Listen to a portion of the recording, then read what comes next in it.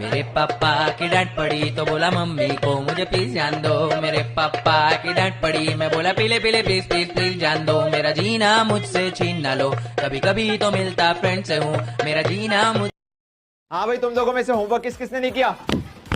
Pappu, homework क्यों नहीं किया? सर लाइट नहीं थी। तो मोमबत्ती जला लेते। सर माचिस नहीं थी। माचिस क्यों नहीं थी? सर पूजा घर में पड़ी थी। तो जाके ले आते। नहाया नहीं था। क्यों नहीं नहाए थे? पानी नहीं था। पानी क्यों नहीं था? मोटर नहीं चली थी। मोटर क्यों नहीं चल रही थी? जमाइला अभी तो बताया लाइट नहीं थी। ये बनेंगे टीचर। मेरे यारा झंडू बाम लगाना, तुम याद रखना कहीं भूल न जाना। भूल न जाना, भूल न जाना, भूल न जाना। हो दादाजी मेरी खोपड़ी गरम मत करो। अब आप फटाफट 500 रुपया दो दादाजी। क्या करेगा 500 रुपए का? रिमोट वाली कार लाऊंगा। अरे टेंशन क्यों ले रहा, जा कॉपी लेके अभी फाड़ के हवाई जहाज बना दूंगा। साले दादाजी हूँ तेरा, जोश में आकर टपटप मत कर। साले डायलॉग मत दे, पैसा दे फटाफट। साले दादाजी से टपटप करेगा। शक्तिमान वीडियो लाइक कर देना, सब्सक्राइब भी कर देना। ये ले बेटा टोपा पहन लेने तो लू लग जाएगी। साले खोलना मत गलती से, नहीं तो पकड़ के मारूंगी।